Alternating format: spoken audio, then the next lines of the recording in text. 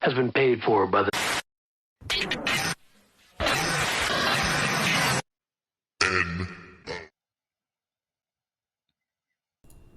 Hello, hello, hello. And welcome back to the nOw podcast. I am Cody, alongside, as always, Trevor. What's up, everybody? How you doing, man? Doing good. How about you? I'm living. We had quite a bit of things in the world of wrestling this week. As well, no, I'm not that Cody. I'm Cody with a K. We also had NWA's pay-per-view that we'll hit on briefly. I don't know if you watched that or not. Really just one thing I wanted to hit on there. Possibly two. But as well as You Cannot Kill David Arquette, which is on Hulu. If you have not seen it, we are going to be reviewing it today. So yeah, hopefully you guys enjoy. But yeah, let's start out with Monday Night Raw, our favorite thing to talk about. Oh yeah. Now this was just a fairly basic Raw. This is actually a Raw that I enjoyed a little bit more than I typically do. I thought there were some good things, but then other parts of it just felt like it was recycled material. But then again, I thought SmackDown kind of dumbed it down a little bit this week too. But yeah, starting out with Monday Night Raw on May 31st. Raw opened up with a video honoring Memorial Day. And then we started off with Miz and John Morrison in the ring. So the Miz is not dead. He is not dead. Yay, Miz. Yes, he got eaten by zombies, but he is not dead. Ooh, we're going to have to do something about this because I can't ever see. Ooh, I know what I can do. I can just put chat above it.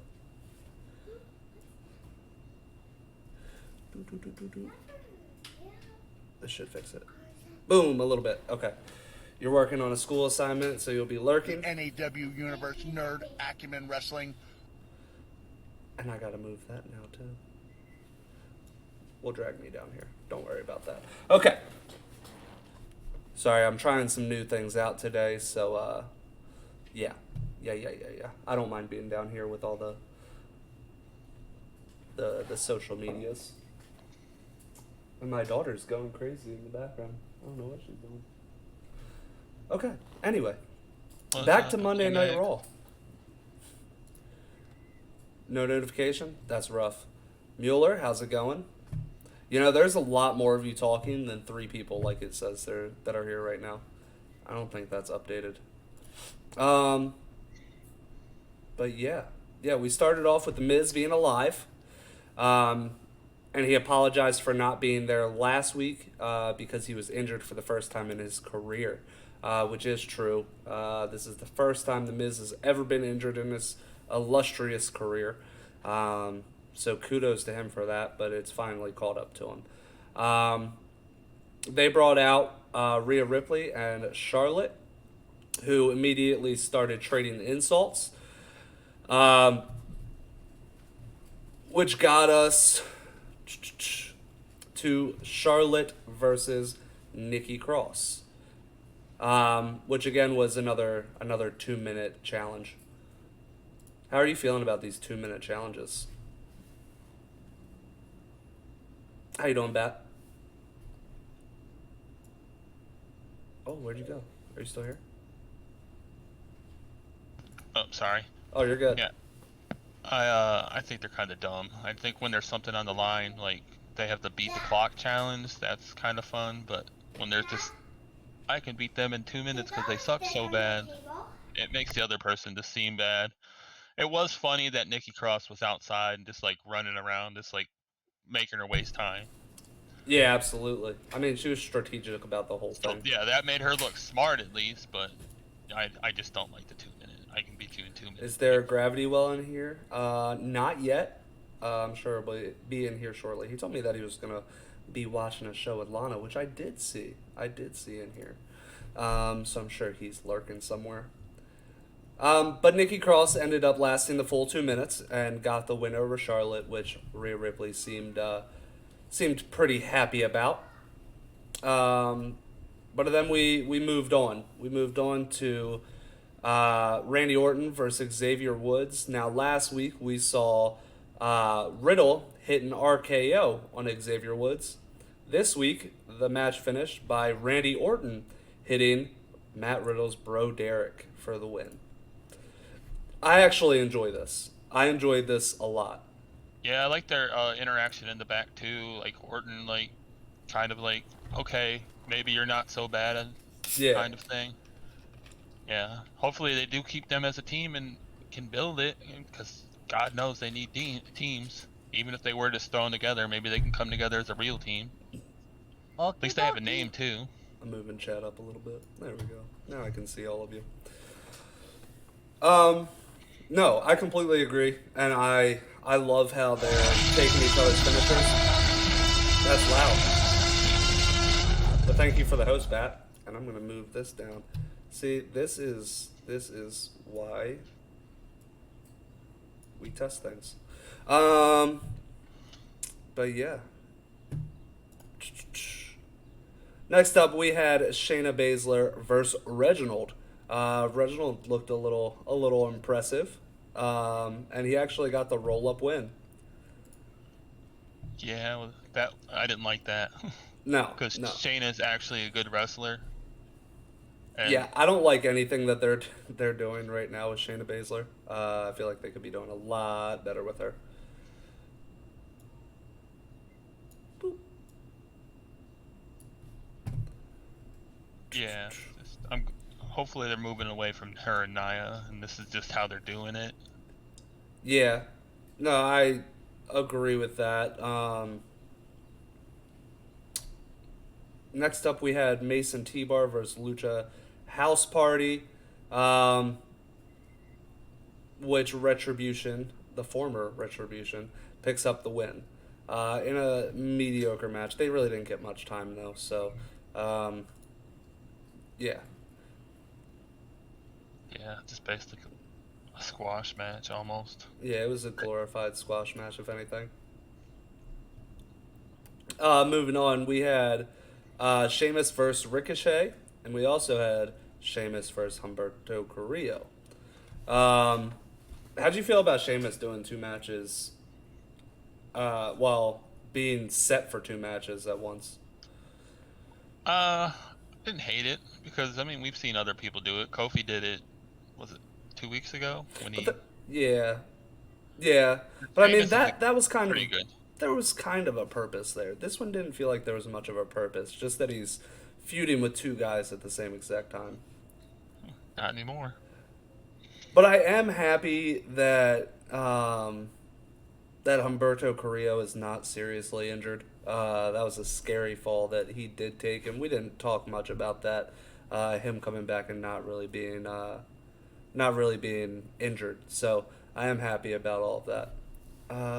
Didn't like that they seem to be selling Shayna short, Absolutely. Do they not know what a triple threat match is anymore? I guess not. I mean, after the last pay-per-view, they were all, wasn't it like all mixed or multi-man matches? Yes. Um, basically. Yeah, absolutely. Let's see And here. Ricochet did get a win, so Yeah, he got a roll-up win. finally. um, and then, well, I mean, Carrillo also got a pin there, but that was also via distraction. Next up, we had Naomi and Lana versus. Oh, sorry, I just tripped up there because of Lana. We'll talk about that in a minute. Versus Mandy Rose and Dana Brooke. Yeah, Dana Brooke and Mandy Rose end up picking up the win in a not so great match. It was Wasn't kind of the sloppy. worst match, but it wasn't the best either. Mayweather or Paul, who do I got? I put money on Jake Paul just for the purpose of what the Vegas odds were. I mean, if Jake Paul, or if Logan Paul wins, you get 8 times the amount of money that you put into it. So, what are the odds? Plus 500 for Mayweather, minus 800 for Logan. Logan is the massive underdog. It's like a 15% chance of winning. That's Yeah. more, that's a higher odds than I'd give him. Yeah, I think the only reason that people are giving him those high odds, though, is because Mayweather is 44, and he also is giving up a foot reach. He's 8 inches shorter, 60 pounds lighter. Logan very, very well could hit one good shot. If he hits one good shot, he could potentially knock Floyd out. But he's got to hit him first. That's going to be the hard part. Because Floyd is the king at running away.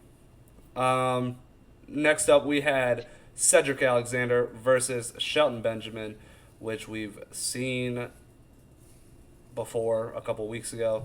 And this was even worse. Was this even a match? This was just awful. Yeah. I mean, Especially with who was in it. These two can go. yeah, so both of them. Cedric Alexander poked Shelton Benjamin in the eye and got the quick pin. Yeah, this wasn't much of a match, though. This was definitely the worst match of the week. Not just the worst match of Monday Night Raw. You don't think he could kick your ass? Oh, okay. We're going to continue that this week. Next up, we had AJ Styles and Omos versus Elias and Jackson Riker. Yeah, this was for the tag team titles, and Omos and Styles retained. This was actually a pretty decent match, so I can't really complain. Thank you, Ty, for the host. Yeah, how'd you feel about this one? Sorry. Like you said, an okay match, and it was pretty funny when Elias was like, no, I don't want in there with that dude. As soon as Omos tied in, Yep. he was like, I'm out. Yeah, and he ended up getting decimated anyway. Okay, come on. Um, That is effective. let's see here. And then, yeah, Styles ended up getting the pin after a phenomenal forearm on Riker. And then in the main event, we had Drew McIntyre versus Kofi Kingston. And this was to determine who was going to face Bobby Lashley for the WWE Championship at Hell in a Cell. We're going to see... Lashley and MVP are banned from ringside. If they come out, they're suspended 6 months without pay. Yeah, which that was nice to know that we weren't going to get a disqualification. This match was actually really good. And you really didn't know who was going to win. You kind of assumed who was going to win, and that assumption came true. Drew McIntyre did end up picking up the win. They did shake hands afterwards in a pretty good match. I'm getting sick of Drew McIntyre in the main event of pay-per-views for championships. This has been 2 years 2 That's years my now. only complaint. Just should have went to Kofi. Absolutely. Thank you, Thunderbird, for the host. Yeah, I mean, it should have gone to Kofi so we could get something different. Even if Kofi lost, like, at least it's giving us something different. It's not Bobby versus Drew again, or it's not just Drew in the main event, like, every single pay-per-view. Like I said, it's been 2 years. Drew won the WWE Championship 2 WrestleManias ago, and he's been in that hunt ever since. Well, he had it. Once he lost it, he never got away from the main event. He just stayed there. Thank you, Lana, for the host. Yes, it has been that long. We are at 2 years of Drew being in the main event. A bit too long. You gotta step aside for a couple months at least. Let some other people, because there's other people on the roster that are good that should be able to have that spot. But yeah, right now we're just not getting it, which I don't like too much. But this was a good match, so I can't complain too much. Just Hell in a Cell is not going to be too exciting for me. Yeah, it wasn't a bad Raw, but it wasn't a great Raw either. No, I mean there was some good moments, but overall it was your standard 3-hour Raw. Are there any Hell in a Cell matches being promoted currently? Well, now, yeah. I'd assume we're getting Roman versus Jimmy, or the Usos are gonna face the tag team, or the Mysterios. Drew's not Irish or a cock? He's not Irish? Oh, no, he's Scottish. That's right. So moving on to NXT on Tuesday night. We had the number 1 contendership for the NXT Championship. Gargano versus Kyle O'Reilly versus Pete Dunne. And I kind of assumed that this match was going to end via no contest, but not how it did. This match ended in a no contest because of the returning Adam Cole Bebe, who just came out and beat the absolute hell out of everybody. Yeah, this needs to be on the pay-per-view, and I believe that was what is announced, isn't it? It was announced for a Fatal 5-Way. Yeah. So we had. We're in this. Yep, Karrion Kross came out and said, "I don't care who I have in that match. I actually want all of them in that match." And he specifically named all of them: Johnny Gargano, Kyle O'Reilly, Pete Dunne, and you, Adam Cole. And the promo that they had against each other was good. Adam Cole was saying that Karrion Kross couldn't lace his boots, and everybody that watches, and this is what impressed me, because we all know how Vince McMahon feels about the words pro wrestling. But Adam Cole said, anybody that watches pro wrestling knows that you can't hang with me. Which is absolutely true. I'm not going to deny that. Adam Cole's one of the best in the business. It's kind of hard to keep up with Adam Cole. Karrion Kross I've never really been a huge fan of. Yeah, he's a big powerhouse and everything like that, but I've never been too impressed with his in-ring work. Even when he was Killer Kross in TNA or Impact, I really wasn't too impressed with him. Can Adam Cole kick your ass? I don't know, maybe. He's listed as 6 foot. I think he's like 5'9" though. Yeah, that should be a good match though, because the 4 of them, the other 4 besides Cross. Oh, absolutely. The other 4 can go. Amazing. The other 4 are going to carry that match. I mean, Cross is going to have some spots in it, but yeah, I mean, you look at. I haven't seen too much of Cross, so I can't really judge him yet. Yeah, I mean, you look at the other names: Johnny Gargano, who has done 45-minute matches; Kyle O'Reilly, who's really impressed lately; Pete Dunne, who was before Walter the longest reigning NXT UK champion. and was very impressive. Then Adam Cole, who was one of the most dominant NXT champions and most entertaining NXT champions as well. Who do I think wins that match? I think this is their time to take it off of Cross without making him look weak. If they want to just quickly move him up to the main roster, which the main roster could use a guy like Karrion Kross. I wouldn't deny that. Now would be the time to put it on Pete Dunne. If anybody in that match, it would be the time to put it on Pete Dunne. I wouldn't mind seeing O'Reilly winning it either. That's exactly what I was going to say. Or put it on Kyle O'Reilly, and then you have you already know the feud that's coming right after Kyle O'Reilly wins it. You're getting him and Adam Cole again, which is going to be spectacular. So can't complain too much about that either. Gargano would be the least likely the one I would want to win. I mean, I like Gargano, Yeah. but he's already had it. No, I completely agree with that. I mean, Adam Cole's had it twice, but nobody's really complaining about it. Yeah, I know. But yeah, I don't see Gargano winning. I don't see Adam Cole winning. I can see Pete Dunne and I can see Kyle O'Reilly, and then as well as I can see them just moving forward with Karrion Kross as a dominant champion and taking out 4 guys at once. The ball's in their court. They can go anywhere with it. But yeah, moving on, we had LA Knight versus Jake Atlas, which we also had a nice friend on the side. Atlas did pick up the win by pinfall. Cameron Grimes basically kind of distracted LA Knight here, so that's starting to be a little bit of a rivalry. I know it started last week once LA Knight picked up the win and LA Knight walked away with $1 Million Man, but it switched up this time around. So how are you feeling? I still don't know where this is going with the $1 Million Man, to be honest with you. Yeah, I don't know. Either one could take over, but also seeing the rumors that it could be Atlas because he's beat both of them. Mm-hmm. Just be like a surprise twist. Yeah. No, I completely agree with that.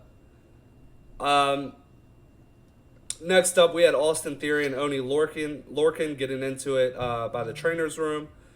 And then both convinced that their man would have won the triple threat if not for Adam Cole.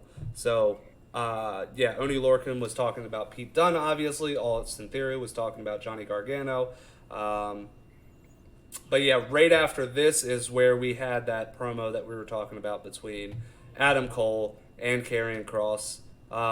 Like I said, both men actually sounded pretty well here. Karrion Kross was just kind of talking about Adam Cole being a little guy, which we all have heard a million times by now.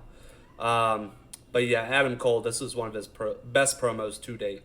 Karrion Kross just seemed a little awkward. He's not that great on the mic.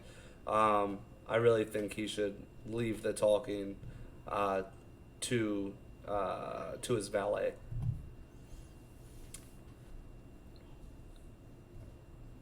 Yeah, I mean, Cole and the rest of them are great on the mic, and he's just not.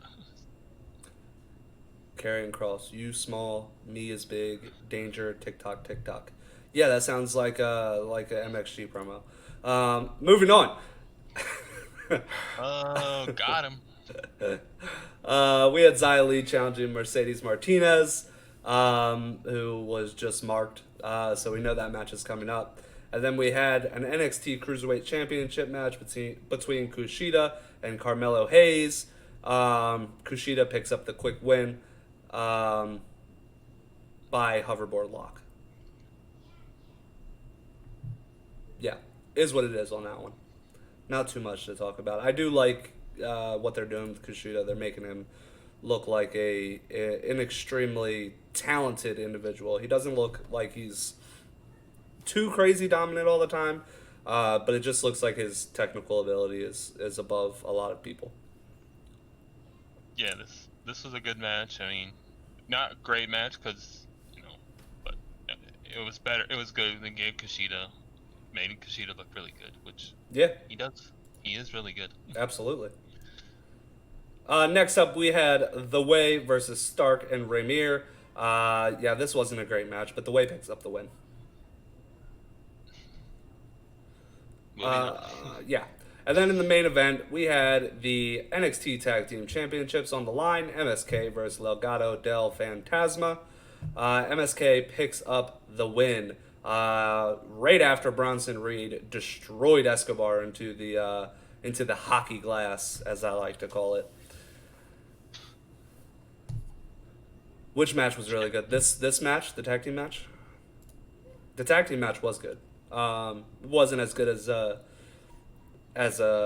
takeover tag team match, but this was a pretty good tag team match. How'd you feel about NXT as a whole? It had some good stuff. Nothing too awful. I mean, the tag match the tag match before this was not great, but other than that, nothing too bad. And that 5-way match should be great that they're building towards. So it makes you want to watch the pay-per-view. It Yeah. did its job. Yeah, which is going to be NXT in your house, and I believe that is next week. I believe it's next week. I might be mistaken, but I'm pretty sure it's next week. I'm looking it up. Yeah, if it is next week, I believe it's on Sunday. Yeah, it is Sunday, June 13th. So we will be doing the podcast on Monday. Monday next week. Okay. Moving on. I guess we didn't do it last week, but we should probably do it this week. Because technically SmackDown was before AEW. So, moving on to SmackDown on June 4th at 8 p.m. Eastern Standard Time. Hell in a Cell the following Sunday. Yeah, we're getting overrun with pay-per-views. We had one last week, we have one next week, and we have one the week after that. Takeover Watch Party on the channel? Maybe. I mean, obviously we wouldn't be able to have it showing, but we'd be able to talk about what's going on and have a live chat about it. Possibly. I'll see what I'm doing. But yeah, moving on to SmackDown, we had Roman Reigns kicking off Friday Night SmackDown, of course, accompanied by Paul Heyman. He warned the Usos that he's changed his opinion on them for the SmackDown Tag Team Championships, and they better win. He reminded them that the entire family is watching, and they vowed to win. So, yeah, this was actually a really good promo. The way I just said it didn't sound like it was very good, but it actually was a good promo. I mean, everything Reigns is doing right now. Oh, yeah, he's carrying WWE main roster. His back is hurting by how much he's carrying it. As much shit as people gave him, his heel. Oh, for years. Well, I mean, even his face run, people have been giving him shit for years until he returned and really proved himself as a heel.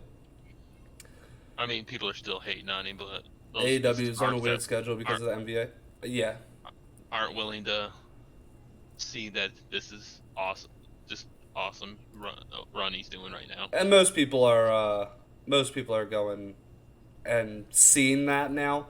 So people are kind of on his side these days. But next up, we did have the SmackDown Tag Team Championship between the Mysterios and the Usos. The Usos failed. Yeah. Dominic actually picked up the win by a roll-up, which looked like the ref fucked up. This was kind of not great. It was kind of sloppy because it did look like the referee made a big mistake here. Did you notice that as well? Yeah, his shoulder was up the whole time. Yeah. Well, after 2. Yeah. Heel Roman is the best thing in WWE besides maybe Arquette Bro. Arquette Bro's not on Roman's level. Stop it right now. Yeah, I mean, the match itself was good. But yeah, just the finish was kind of sloppy. Which Roman Reigns was not too happy about it. and he went to Adam Pearce.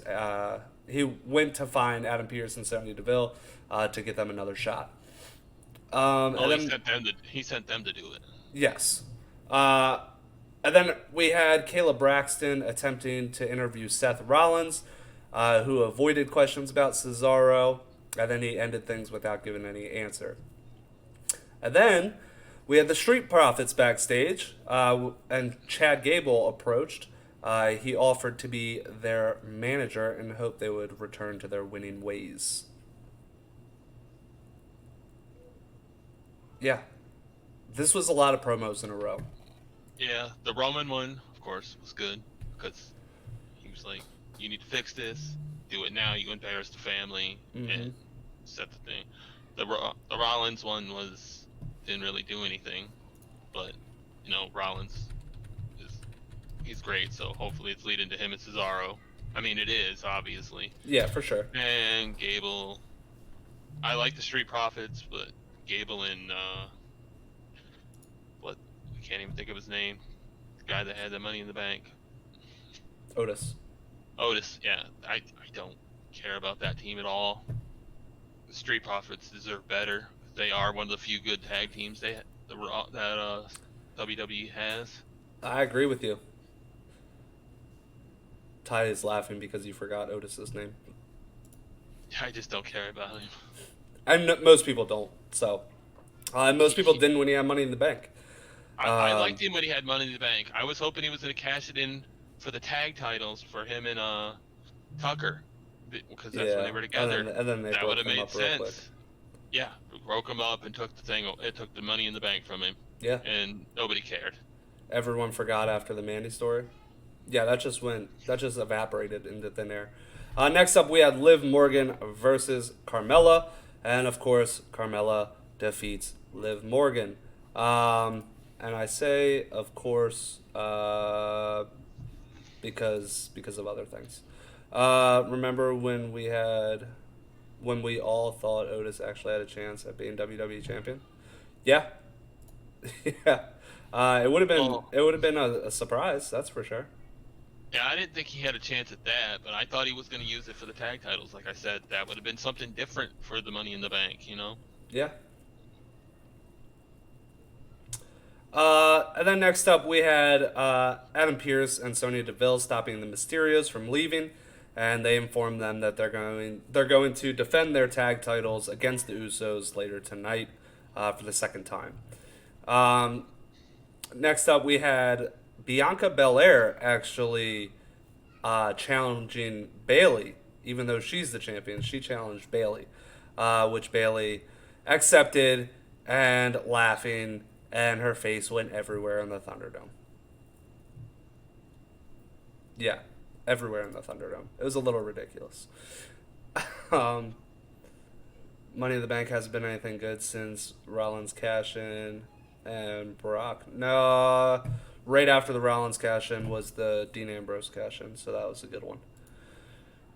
That was the last one we got that was good, because it was Dean Ambrose, then it was Baron Corbin, and then since Baron Corbin, it's been complete trash. The Money in the Bank's been a joke since Baron Corbin. But yeah.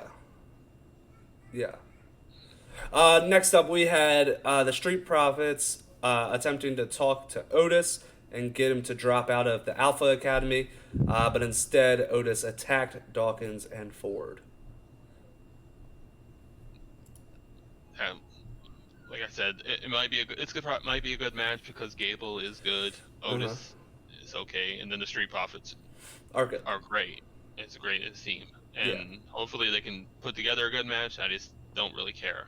That is some Firefly Funhouse tactics from Bayley. Yes.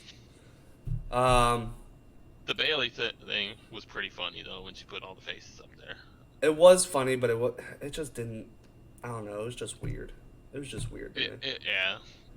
But another thing that's weird, Shinsuke and King Corbin still going about this damn crown. That means nothing at all. And Corbin ended up picking up the roll-up victory, and yeah, Corbin got held up by Nakamura's personal guitarist, which allowed Nakamura to hit him with a Kinshasa and take the King of the Ring crown once again, which means absolutely nothing. Nothing. It's getting stupid. It's getting very stupid. And it's stupid that Corbin keeps beating Nakamura. Yeah. Nakamura is so much better than Corbin. It's the Kinshasa. Stop it.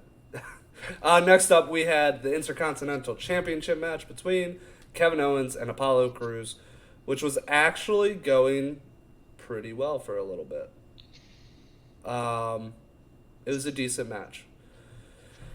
But yeah, we had the match ending via Death Valley Driver onto the ring apron.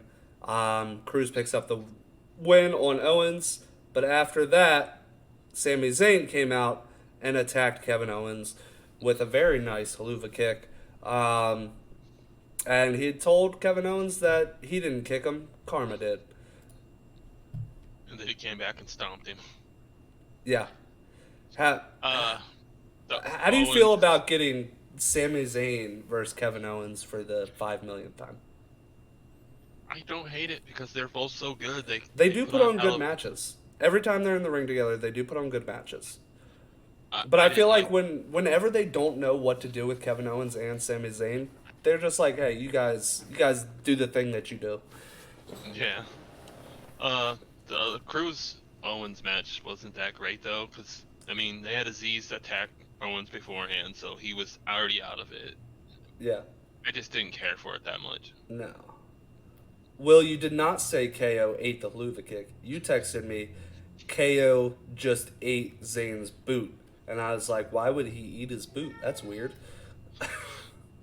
KO versus Sami inside of Hell in a Cell. I wouldn't complain about that. That would be good. But yeah, next up in the main event, we had the SmackDown Tag Team Championship. Again, so a little bit of deja vu here. But the Mysterios end up beating the Usos via disqualification. How'd you feel about this ending in disqualification? I had to figure something was gonna happen because they were gonna let him lose and make Reigns look weak because that's how he sees it. But I want this match on pay-per-view because I think it'll be really good, even though Dominic is still kind of green. He wasn't bad in this match, and Ray can go, but yeah. I've never been a big fan of Ray's, but I don't hate the guy. He's also getting up there in age, yeah, but the Usos should definitely win the title, but I don't think it's happening at Hell in a Cell. There's got to be a time where the Bloodline holds all the gold. At some point in time, they need to hold the tag team championships while Roman is holding the WWE championship. You just can't miss that opportunity. I think Jimmy's gonna get beat like Jay did by Reigns to beat him in the submission. Oh, I agree. I think that's gonna happen as well. How you doing, Patrick? Hell in a Cell. Welcome. If you haven't followed yet, go ahead and hit the follow button. You'll see us here every Sunday. Unless there's a pay-per-view, then you'll see us on Monday. But yeah, next up, that was the end of SmackDown. But at 10 o'clock, right after SmackDown ended, we had AEW Dynamite. First up, we had the AEW Tag Team Championship match. Throwing Pac right back into another championship match right after he was in the world title match. We had the Young Bucks versus Pac and Penta, otherwise known as the Death Triangle. The Young Bucks ended up defeating the Death Triangle after a distraction by Brandon Cutler. And it was a good match before that. You love the Joker Penta attire? Yeah, people were talking about that last week too. It is a very good attire. And yes, it was a really good match. AEW does know how to put on tag team matches. If they can do anything, it's tag team matches. I actually wouldn't have been. I would have been okay with them losing the match, the titles, but I don't think they're going to do that on a regular show. I mean, No. they could surprise us and do that, but I think it will be a pay-per-view, and I think it will be soon. Yeah, yeah. I don't see the Young Bucks holding the titles for that much longer. Realistically, they're gonna lose it before Kenny loses it, Oh yeah, I don't see Ken. Like you and said last Kenny, week, yeah. there's not Kenny's going to hold it for a while. But we'll talk about it in a minute. Next up, we'll actually talk about it right now. Next up, we had Mark Henry coming out and speaking, and then Vicky Guerrero came out to interrupt him. Um, he did tease that he has a little bit more left in the tank, and that basically he will be wrestling again at some point in time. But like I said, Vicky Guerrero interrupted him and revealed that she had a new signee, Andrade El Idolo, who said that he is not going to be just the face of Latinos. He is going to be the new face of all elite wrestling. So he did one thing that Travis would really appreciate. He did not mention anything about WWE. He just said, I will be the face of AEW, which he is somebody that I could see beating Kenny Omega at some point in time. Yeah, he can really go, and he was very underutilized in WWE. Absolutely. If you look at his NXT title reign, he had some matches. He had some good matches. He lost some weight. Yeah. Yeah, he's lost a little bit of weight. He was this shit on in the main roster. No, absolutely. No, he was not treated well at all. About time someone showed up and didn't mention WWE. Well, neither did Leo. I don't think Mark Henry did. And Mark Henry didn't either. And Mark Henry actually spoke very highly of WWE on Busted Open. But yeah, this was all good. Everything that happened here was great. No complaints whatsoever. But the next thing that happened was not so great. Cody Rhodes and Lee Johnson versus QT Marshall and Anthony Ogogo in a fairly sloppy, broken down match. Ogogo delivered a knockout blow to Cody Rhodes as he was about to hit his finisher on QT Marshall, which made QT Marshall basically fall into a pinfall. Yeah, it wasn't a great match, but I still think the finish, kind of elevated Ogogo. It did. They needed that after having him lose clean to Cody. Gravity says, man, does AEW have more former WWE talent than actual AEW talent? No. No, they have a lot more AEW talent. Yeah. I disagree with that statement heavily, sir. I mean, if you look at their top guys, most of them aren't former WWE guys. But moving on, we had an Inner Circle celebration, which wasn't as good as their normal promos, but this wasn't really a promo, I should say. But Jake Hager did challenge Wardlow to a MMA cage fight on next week's show. And then Jericho also admitted that he wanted to conclude his feud with MJF. How'd you feel about this? I'm not sure about the MMA thing, because does Wardlow know how to fight? Yeah, I don't know. I know Hager knows how to fight. I mean, he's undefeated. I know he hasn't done a lot of fights, but I haven't watched any of them to know if he's good at it or not. But if he's winning, well, he did say obviously next good. week though. I thought he said 2 weeks. What he said was next week, but it is going to be in 2 weeks. Because I have written down that it says next week, that he said next week. I'd have to watch back. Maybe I'm wrong. I did like Jericho. I mean, I liked they were all decent on the mic. Thank you, Ty. But Jericho saying that he's not content with just winning, basically. He wants to destroy them. Yes. And thank you, Ty. I say that all the time. Ty said, should their careers be over when they leave WWE? Absolutely not if they're a great talent.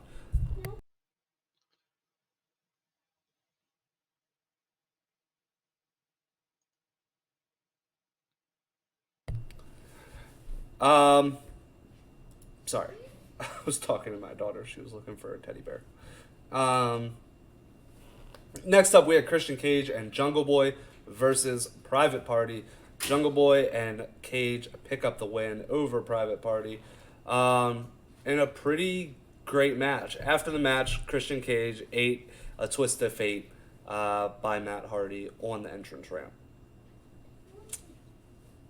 Yeah. Yeah, this was a good match. It showed Jungle Boy great. He's not gonna beat Kenny, but he's gonna give him a hell of a fight. Is that 2 weeks again? Is that just what they're doing, building up another 2 week big, Yeah. not pay-per-view, but a Wednesday Yeah. or Friday, whatever they're gonna be on that week? Yeah. What is going on in chat? The point is that they are trying to build a new brand with mostly former bitter WWE talent. That's not the point. The point is you're saying that it's a mostly WWE talent, but it's really not. The majority of that roster is still young guys and very known indie guys. But then again, if guys are getting let go like they are right now from WWE, which we'll talk about that in a minute too, because we had another list of people that were released compared to the list that we talked about last week. Yeah, those guys shouldn't be jobless, or they shouldn't be going to, say, New Japan if they don't want to, or they shouldn't be going to Impact if they don't want to. The next best thing to WWE in terms of viewers and money is AEW. Why not go to AEW? I've never understood that argument from people. These guys are very, very good, and they just came from where they're getting millions of views and very, very good money. Why would you downgrade yourself? I never understand that. If you want to go somewhere else, then go somewhere else. But if you want to stay on a national scale like that, where you're picking up about 1 million viewers every week, and actually getting good money and good benefits, and I remind you, AEW has benefits, unlike WWE. They have medical benefits because they are not seen as contractors; they are seen as employees. Why not? Why not go over there? Sorry, that was a rant. Next up, we had the celebration of Dr. Britt Baker, DMD. This was a pre-taped segment, though. How'd you feel about this? Basically, she was saying that that nobody was on her side and she achieved all this success alone. Then we had Nyla Rose come out and basically interrupt this promo. Well, Nyla was in the background, which didn't make sense. Why would she have people out there that she hates or hate her? I mean, Nyla doesn't like anybody, I don't think. And No. Rebel was in the ring with her. Ty. Yeah, and then it was kind of funny because Jericho had given everybody a shirt during their promo. He said, "Look under your chair." He's basically Oprah. You get a shirt. You get a shirt. And then was saying the same thing. And she's like, "You get a burger coupon." And then she was like, "No, nobody gets it. I get them all because I did it on my own." Why did she say nobody was on her side? Because she's a heel. That's why she said it. Well, then she said she didn't acknowledge Rebel and Tony Schiavone also. She said that they get a burger, and then they were all going to do the burger, and that's when Nia slapped them out of her hand. And I just didn't understand having Nia out there, or Nyla, sorry, out there. She knows she doesn't get along, but at least it's going to be. I hope she's not going to lose the belt to Nyla, because I want to see her have a. Yeah, I mean, she's been built for 2 years. See, I gotta disagree with you, Ty. Nyla is better in the ring. She's not Nyla great is in the way ring, better. Way better in the ring. but she is better than Nia. Yeah, I think she's way better in the ring. She just looks a lot more clean in the ring. Next up, we had Red Velvet versus the Bunny, in a match. We'll just say that it was just a match. It was an okay match. Red Velvet ended up picking up the win. I didn't really care about this. I don't think anybody really cared about this. No. And then I also really didn't care about the main event. Even though it was a bull rope match, we had Nick Comoroto versus Dustin Rhodes. Yeah, this one I didn't get as the main event. Usually they have a really big main event. Yeah, usually they have a good main event. Wasn't it an awful match? But No. it was like, why do I care? Yeah. Kind of thing. No, I agree. I didn't think it was amazing. I didn't even think it was really good. It was a decent match. I'm not going to complain about that match. It just wasn't a main event level. No, it should not have been the main event. I would have been happier if the first match on the card was the main event. Those two matches should have been switched. And then Yeah, I would have liked the show to open up with the bull rope match and then end with the tag team championship match.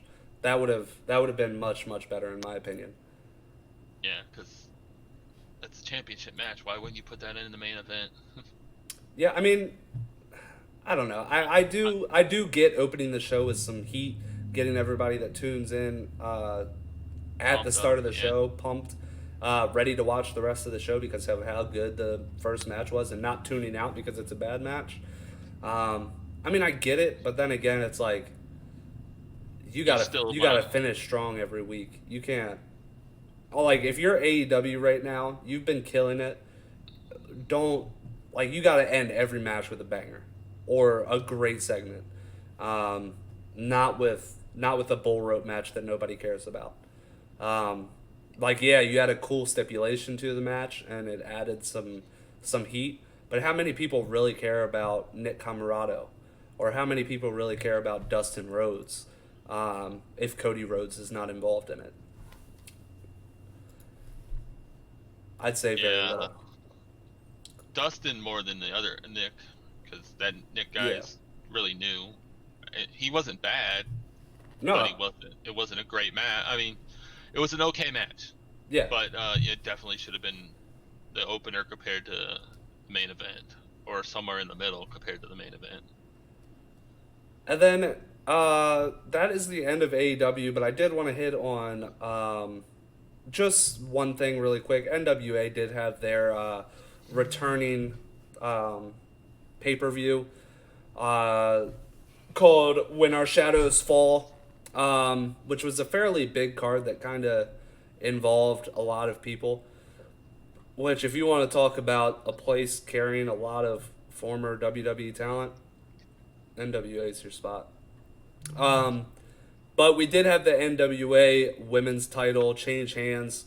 Camille beat Serena Deeb in a very, very good match. And then another very good, more old school style match, the NWA World Heavyweight Championship. Nick Aldis defeated Trevor Murdoch, but it was by disqualification. Trevor Murdoch was getting frustrated that he could not put Nick Aldis away and ended up hitting him with a chair. But NWA is what it is. It is good if you watch it. If you watch it, I understand why you watch it because it is a good weekly wrestling show. But yeah, I do understand that this is probably the fifth most popular wrestling show in the world. So yeah. How'd you feel about the week in wrestling? There was some good stuff, but nothing too exciting, I would say. It was a week. No, there I'm wasn't. Just going by the shows, not the other stuff. Yeah, I mean, there wasn't really anything that really on none of the shows. My top pick of the week is NXT's Triple Threat. turning into a fatal five-way for the NXT championship. But other than that, the whole week just seemed bleh.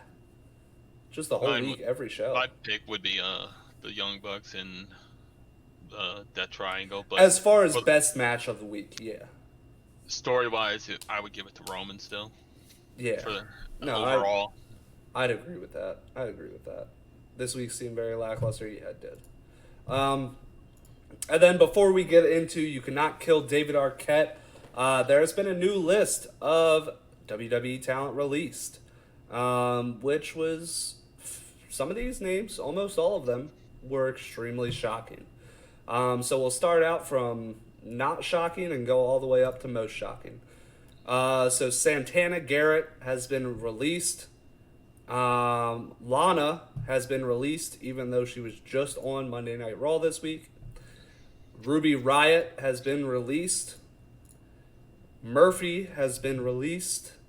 And then the two biggest ones that nobody saw coming, Aleister Black has been released after they've just started an entire storyline with him, the father storyline.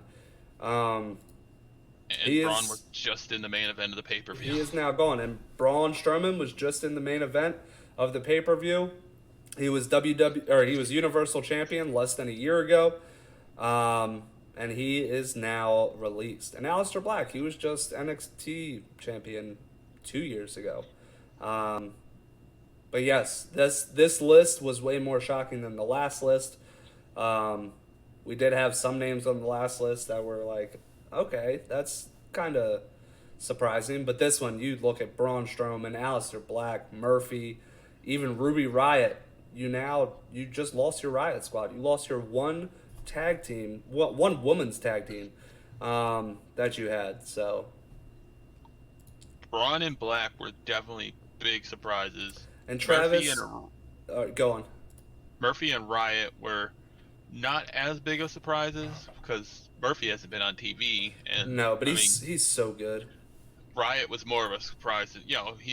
He's very good. Yeah. Lana's not really that much of a surprise. Gravity said that Braun's contract was expensive. Yeah, and that's why he got cut. And I'm going to talk a little bit more about that in depth as well. But yeah, I mean, some of these were shocking, but if you say none of these guys, none of them should show up in AEW, that's just ignorant. Complete ignorance. Because four of them at least should, and Lana probably going to. The only big name that I can see going somewhere else is Braun Strowman going to Impact. Because Braun Strowman is more of a Impact style guy. He would have a nice feud with Moose. But yeah, I mean they're more big guy country. AEW is all about talent. I could maybe see him in New Japan too because they like big guys. And if I was to pick one guy that was going to go to New Japan, it's going to be Aleister.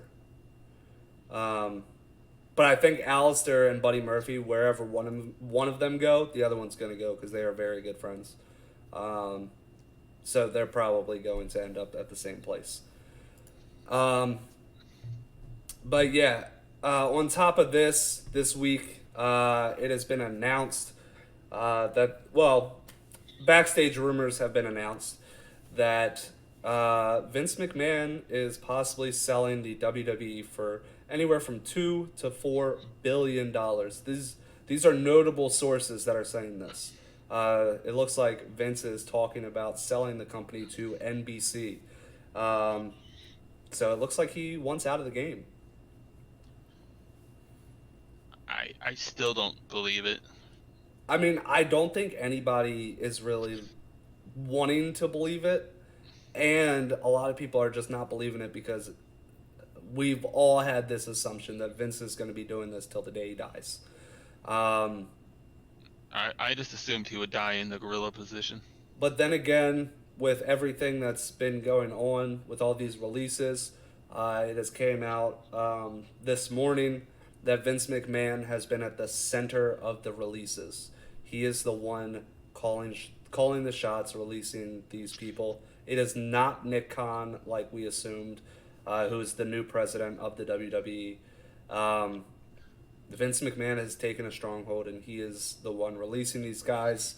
And rumor has it he's releasing these guys based on their contract and their worth. If he doesn't feel like they're worth their contract, he's releasing them because he's planning on selling. And he feels like he can get as much money as possible if the company is exactly kind of debt income ratio is where it should be. Vince was never in favor of Braun. I don't know. Braun says otherwise. Apparently, he said Braun was 2 years past his prime. I'm like, well, why didn't you push him to the top in that 2 years ago then? Yeah, and I know mean, it was just last year, Braun Strowman did a interview and basically talked about his relationship with Vince, and apparently he admires Vince very heavily, and he did say that once he is done with WWE, he will never lace up the boots for another company again. Will we see him now lace up his boots now that he got the boot? He did not leave on his time. He left on somebody else's. So are we going to see him lace up those boots somewhere else? He was only the champion as a transitional champion. Yeah, basically. Yeah. But we'll see.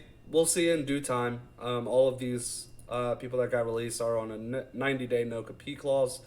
So yeah, we'll see where that goes. But moving on to the main event of our show. 1 second. Boom. You cannot kill David Arquette. Was this the first time that you watched this? yes. How did you like it? You don't have to spoil anything, but how did you like it? I thought it was really good. I didn't know much of that. I didn't know he started wrestling again. I knew he got a lot of hate for winning the title, which I thought was unfair Yeah, no, I agree with that. because it wasn't like his call. Yeah, it wasn't his call at all, and we kind of learned that a little bit as well. If you are not aware, as you can see kind of in the picture above, David Arquette was handed big gold in WCW. He is a former WCW champion, which made a lot of people unhappy. Not just a lot of fans, but a lot of people in the industry, because he did not pay his dues or anything like that. He was a celebrity that showed up and was handed the most prestigious title in wrestling history.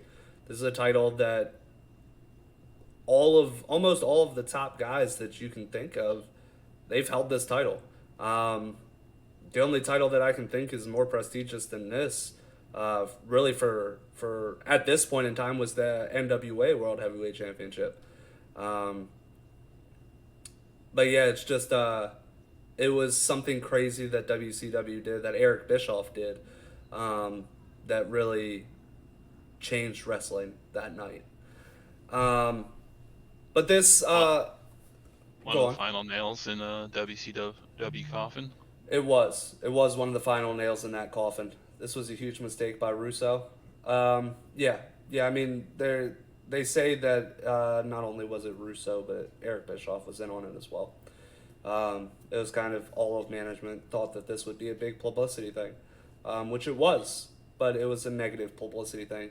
They do say bad publicity is not actually bad, but this killed you. This killed you completely. It turned the wrestling industry into a joke for a second, which at this point in time it wasn't. They set David up for failure a little bit. Yeah, and in this, David Arquette does talk about, well, he doesn't even talk about it. The man that talks about it is Diamond Dallas Page. Talks about how when they told David that he was winning the title, he said, "You can't do that." No, I'm not winning that, and they kind of forced it upon him, even though he didn't want it because he respected the industry. But yeah, this documentary opens up. WWE does shit all the time where they have celebrities beat wrestlers. I hate it every time. Yeah, but this is the one time you saw a celebrity win. This is like if Bad Bunny came in and won the WWE championship. Setting the 24/7 title Yeah, aside, instead the of- celebrities ever won that, but that thing don't count. No. But this documentary opened up with basically David Arquette talking about how he's a fan of wrestling. And he really wanted to get back into wrestling and pay his dues just to show respect to the industry. He felt like he didn't deserve anything that he got, and he wanted to make it right, which is very commendable. Yeah. He did end up going, it does cut to him at a WrestleCon sort of event where he's in a corner and just nobody wants to talk to him at all. Yeah, it was kind of comical. But throughout this, there's interviews with independent talent and just fans as well. Just talking massive crap on David Arquette. I gotta wonder how much of that was the like documentary people like keeping people away so it looked like that, because you gotta have figured there was some horror fans that were like, "Oh, you're the dude from You're the Scream dude from at very Scream, least." yeah. I don't know. He looks sad. He didn't look happy. But he did end up going and taking pretty much buying stuff from booths. Right before this, though, we did have David Arquette, after he did speak about how he wanted to return and kind of make things right. He did want to go to... Why am I blanking now? I should have wrote it down. House of Legends, I want to say it is. A House of Legends show that is promoted by the Nasty Boys. He met the Nasty Boys at a bar and got into an altercation with them because they also think he disrespected the industry. Legends of Wrestling. Legends of Wrestling. That's it. But yeah. What was I gonna say?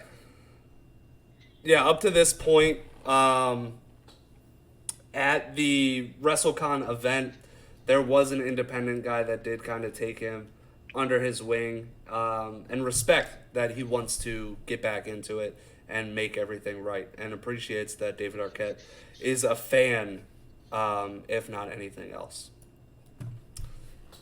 How did you feel about this? Did you, nobody knew that how much actually went into this, him actually returning. And like you said, you didn't even know that he returned. Yeah, I saw none of this, and then it's pretty cool that he went through all that. I mean, that first the match after the WrestleCon thing, that was pretty brutal though. Yeah, Not and compared to the one later on, but yeah. So he goes with this independent guy. The guy tells him that he's gonna take him to a place that you really have to love the business to actually wrestle here. And it was just backyard wrestling with some untrained guys. Yeah, really untrained guys. I wanted to be nice, but it was really just untrained guys that had no idea what they were doing, that just love wrestling and just kind of beat each other up in a ring that they made in their backyard. But David Arquette absolutely gets the hell beat out of him. Thrown on tacks. But he got thrown on tacks. He got beat with light tubes. His back was bloody. His head was bloody.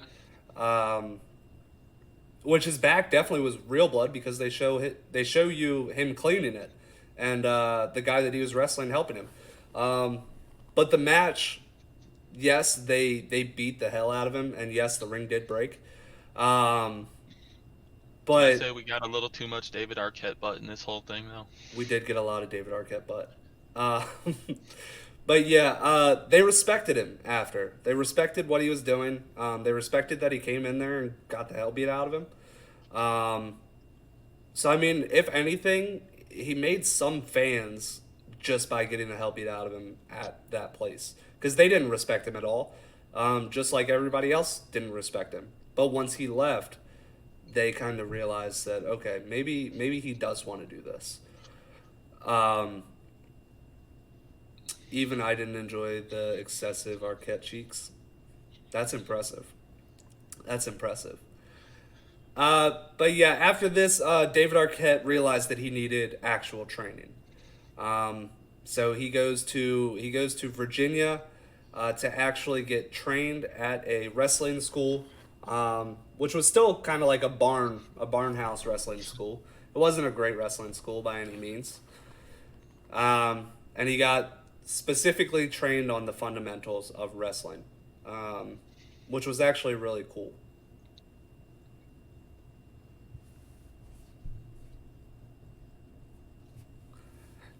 Did you know that he actually got trained back into it before this? Like he actually took all the necessary steps, like anybody would. No, I didn't know like anything. Yeah, I mean, when I first heard that David Arquette was back in wrestling, I kind of just assumed like he just hopped back in a ring. I didn't think that he actually kind of paid his dues and got back into wrestling by the way you're supposed to. He actually got the proper training and everything like that. He did not feel like the training was. He really did appreciate. The thing that kills me is that he was champ, and even was in Ready to Rumble where he did spots. Yeah, which he does say that he did get a little bit of training in WCW, but it was nothing like the one class he had in an actual wrestling school. They actually specifically showed him what to do and what not to do. But he did. Go on. It's WCW, Travis. At that time, they were just a shit show. Yeah. So they probably gave him very little training. Diamond Dallas probably did most of it and was like, this is what you need to do to not get hurt, basically. Yeah, to not get hurt and not hurt anybody else. But then after this, David wanted to go and meet up with Diamond Dallas Page in Mexico. So he goes and meets Diamond Dallas Page and tells him that he wants to get back into wrestling. Diamond Dallas Page says, why? Why do you want to do this? And he really just explained how he wants to right his wrongs, and make everything right from what happened back in the day. So we ended up getting actual Lucha Libre training, as you can somewhat see in this picture down here. It starts out with David Arquette learning how to do a Hurricanrana, which he was terrified on doing, but he actually did it. He did a Hurricanrana, which is actually pretty impressive. Yeah. They did take him to the streets to actually do street wrestling to kind of see where he was at, if he was actually into it. A pretty cool Hurricanrana too. It was. It actually looked like he knew what he was doing a little bit. That street wrestling, that was crazy. I'd never heard of that, and that seems like a real easy way to get hurt. Oh, absolutely. And you saw some of the slams they were doing on the asphalt. Yeah. And that chair was a plastic chair. It didn't really look like a gimmick chair too much. But yeah, the first time David goes into the street, he kind of just got the shit beat out of him and was like, no, I'm done. Which made the Lucha Libre wrestlers very upset, because that's how they make money. They make money by donations at the red light in Mexico. But he does go out once again after he does not get any money. He did go to all the car windows and nobody gave him anything. But he does go out once again. And as you can see, he did a nice diving spot from this picture right here. And after this spot, people actually gave him money. He went back to more car windows and people gave him money. And he got applauded. So that made him feel pretty good. And this was really, if you think about it, this is really his first kind of match after getting the shit beat out of him. This is his first match with training, in a sense.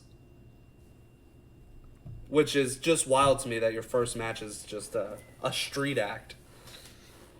But he did actually have a Lucha Libre match in Mexico. It was a 6-man tag team match, which looked pretty hectic. It just kind of showed you highlights of it. And David Arquette jumping off the top rope to the outside of the ring. And he also hit a Hurricanrana as well in that match. The Lucha Libre guys that were training him did give him a mask. So he did wrestle in mask for this match as well. So that's pretty impressive on top of that. But yeah, this, just him actually, just from going to the backyard, not knowing what you're doing, to getting training, to going to Mexico to get training, and then wrestling on the street, and then actually having your first legitimate match in Mexico. It's pretty cool. It's pretty cool of David Arquette to go through all of this, plus so much more that he actually ends up going through. How'd you feel up to this part?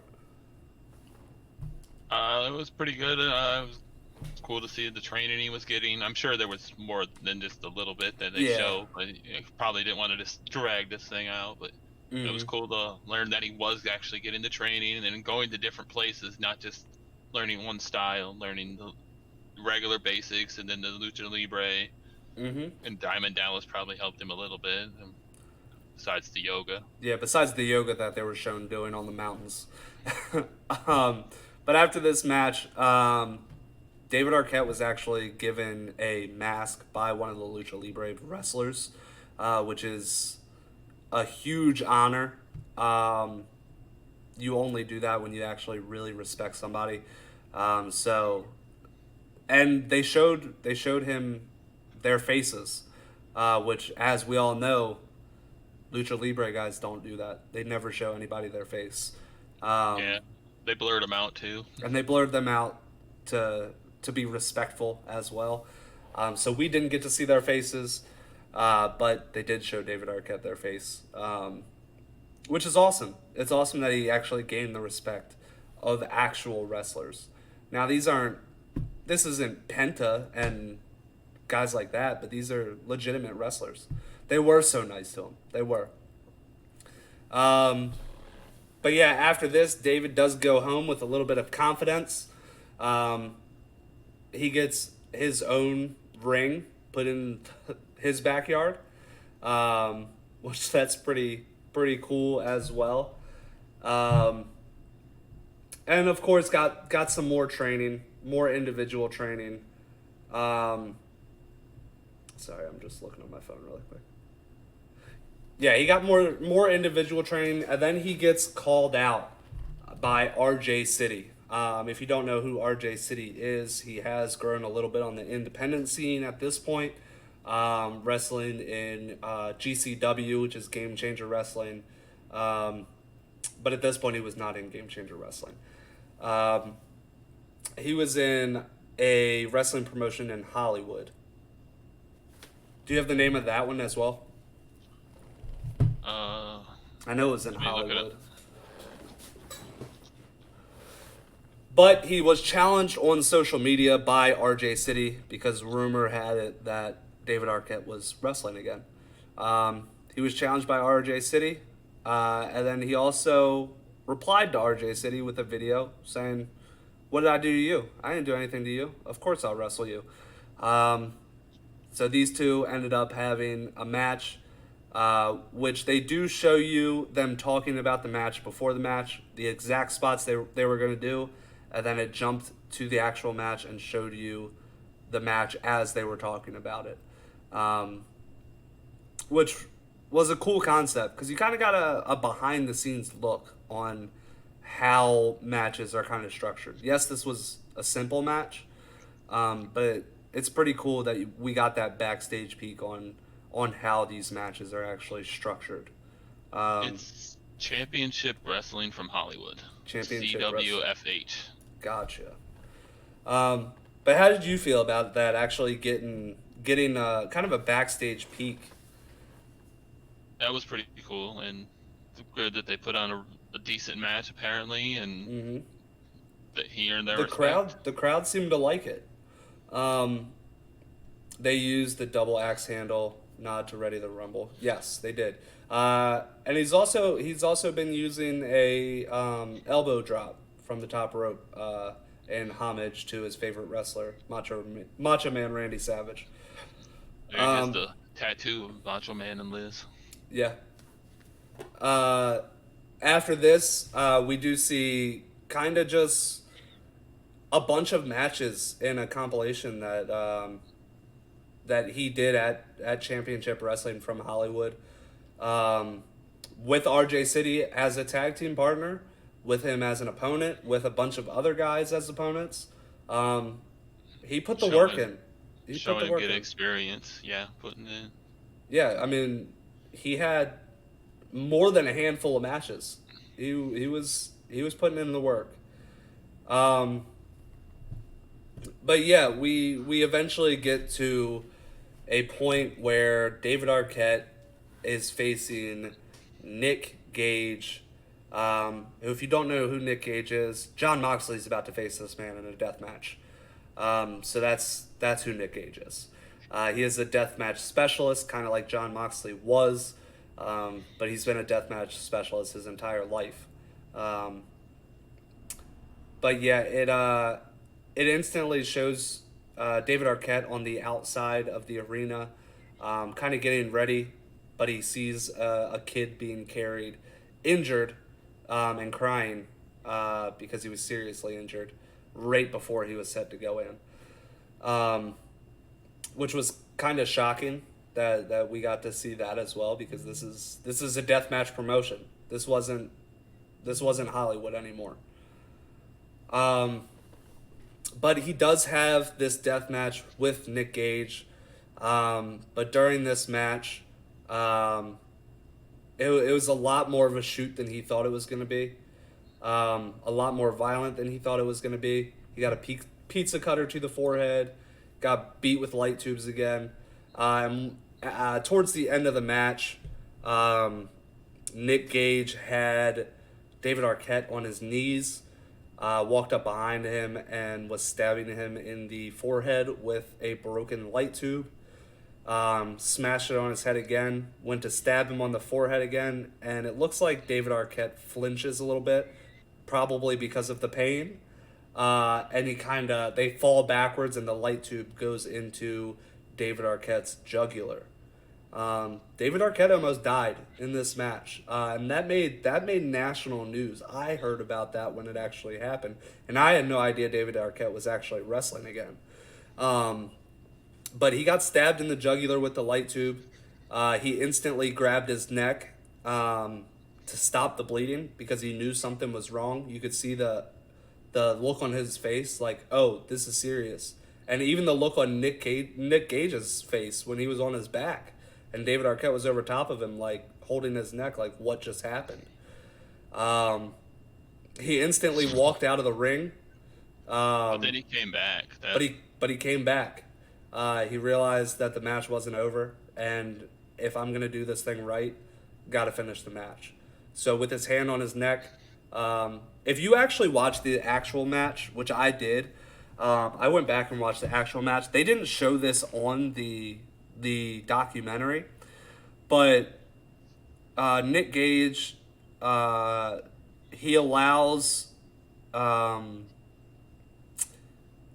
David Arquette to take him down with just a normal body slam, and you can see that David Arquette saying, that he's ready to end the match. So he pins Nick Gage, but Nick Gage would not let him pin him. So they get up, and Nick Gage attacks him once again, and David Arquette kind of loses it. He throws a chair at Nick Gage, and viciously, legitimately tries to attack him, before just kind of laying down and allowing Nick Gage to pin him 1, 2, 3, and he gets straight up, no sells it, and walks out. It's just crazy that David Arquette literally almost died, and he continued the match. This isn't just a little cut. This is your jugular, one of the most important vessels in your body that just got stabbed. Yeah, he's just holding it the whole time. Just like, Yeah. I don't want to die. Yeah, he just didn't want to die. I was just about to say that. Right after this, you see David Arquette walk outside. Luke Perry is the one that has a towel on him. He brings him a towel, wraps it around his neck to make sure he doesn't continue bleeding. They get in the van. Oh, go on. I didn't recognize Luke Perry at first, but I was like, is that Jungle Boy driving? Yes. And then, Yes, I was realized hoping it you'd was say like, that. okay, that was Luke Perry. I'm like, okay, Yeah. that was Jungle Boy driving. Jungle Boy drove him to the hospital with his dad, Luke Perry, in the back. The cameraman tried to film Luke Perry, and he just kind of put his hand up. He was like, no, don't film this. But you do catch a glimpse of Jungle Boy driving. They get to the hospital, go inside, and it shows you a pretty gnarly scene of David Arquette removing his hand and the blood just pouring out of his neck as soon as he removed pressure. He didn't make it. He is still alive. Just after this, he was never really the same. He went back on a bender. Went back to really being an alcoholic and not on a good path for himself. But the reason, it wasn't just because of this death match, but briefly after this death match, Luke Perry, his best friend, passes away, which really puts him on a bender. He is lucky to be alive. Yes, he is. Very lucky to be alive. He goes on this bender, and he's really not wrestling anymore after this. He is showing up to events and things like that, but he's not wrestling. It does show him at an arena, and he goes over after laying on the ground at an event, at a live event. He's laying on the ground. He gets up and goes and throws up in a trash can because he's just wasted. So he was really in a bad place a little bit after this happened because of not only the death match and him almost dying, but his best friend Luke Perry passing away. But yeah, how'd you feel up until this point? After all that work that he put in, It's a lot to go through in a short amount of time there, because almost dying, then his friend dying. Yeah. And I think anybody would be kind of messed up from that. If anybody tells you that they wouldn't be messed up from that, they're lying to you. Because this man went through all that training. He was having a great time doing these matches, and then he almost dies from a freak accident in a match he shouldn't have been in. He should not have been in a death match. No. But I get it. He wanted to pay his dues, and he thought deathmatch was something on the list of things that he needed to do to make things right. And he completed it. Yes, he almost died in the process, but he was professional enough to complete the match, go back in the ring and finish the match. Another couple minutes. It wasn't like he got in the ring, laid down, and got pinned. No, he was in there for another 2 minutes if you watch the actual match.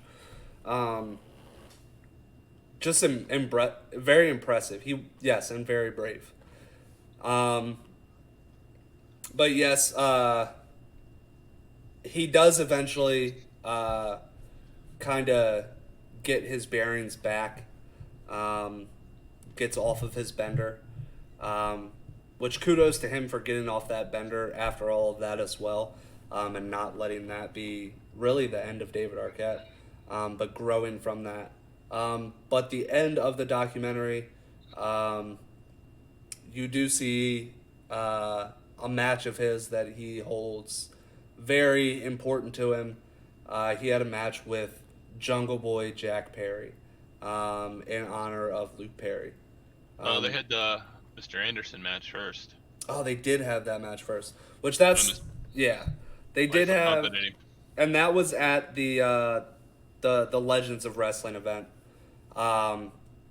He did have a match with Mr. Anderson. He was allowed to wrestle again in the Legends of Wrestling event, and he faced Mr. Anderson in what was actually a pretty decent match. I don't know if you went back and watched that, but it's a decent match, and you can find it on YouTube as well.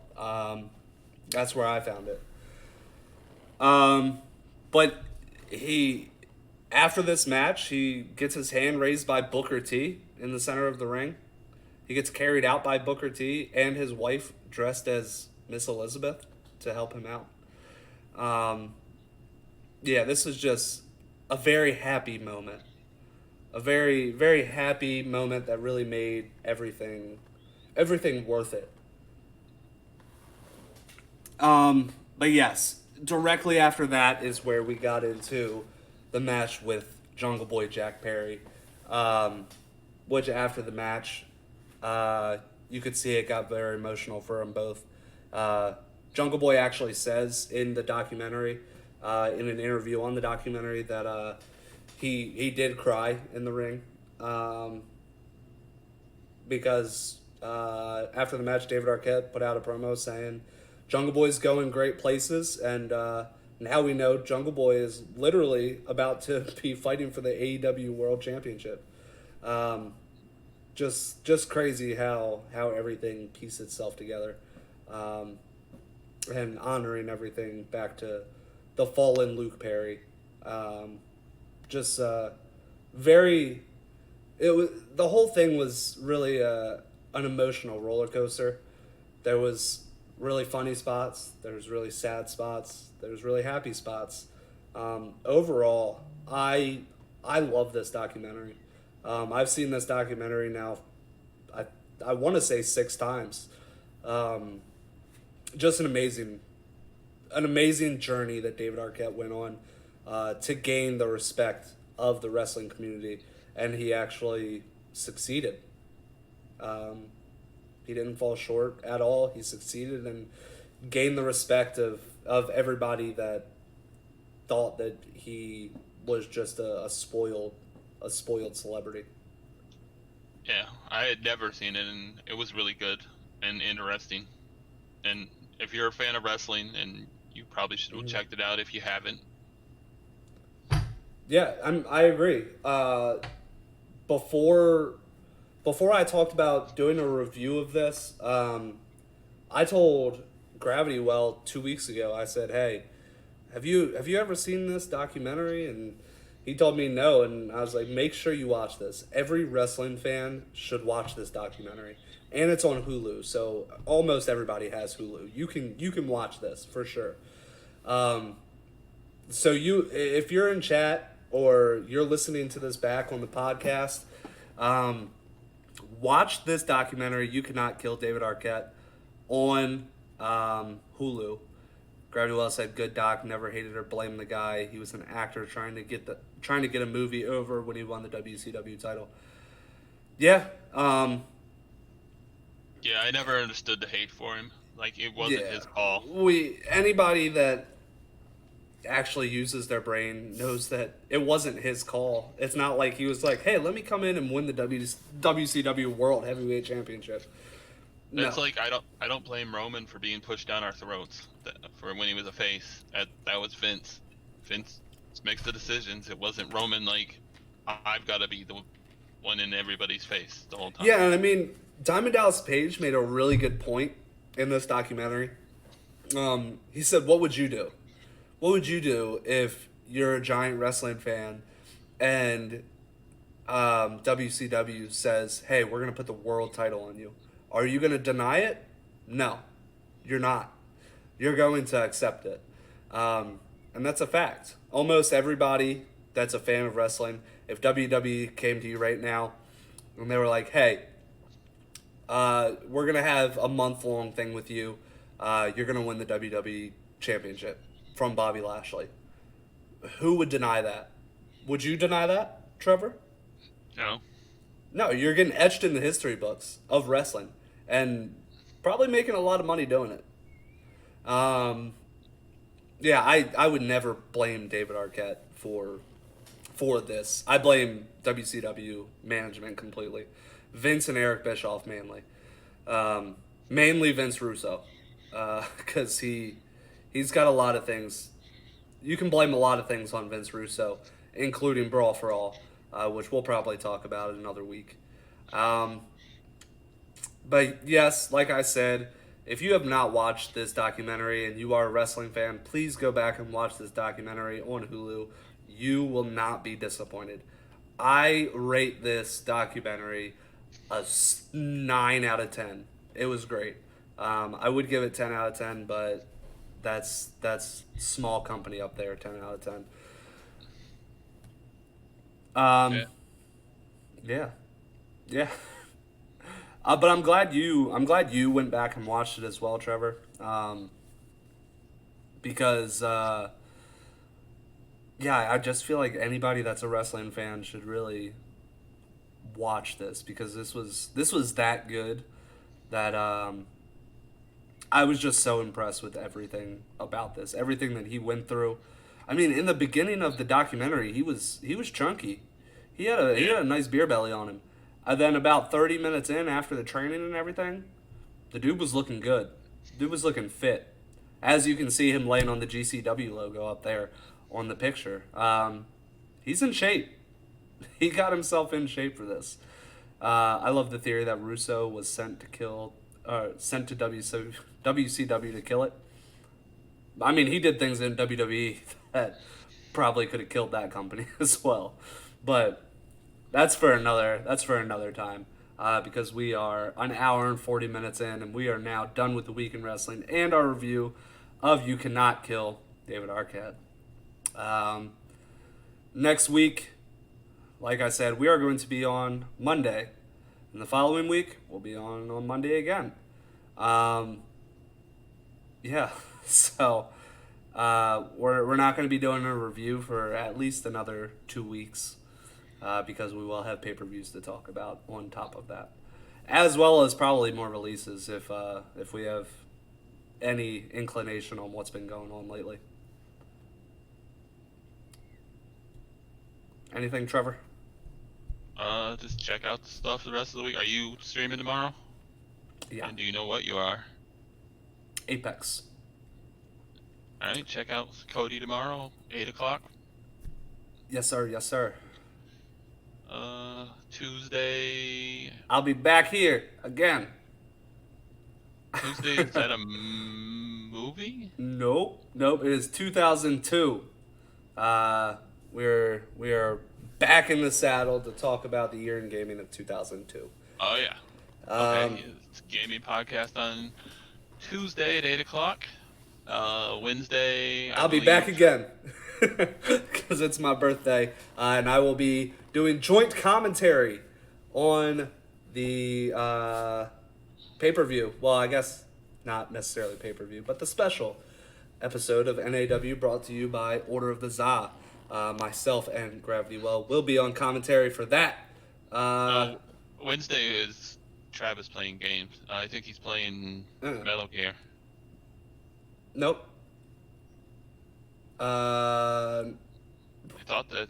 Is it? Oh, okay. I had my stuff wrong. Okay.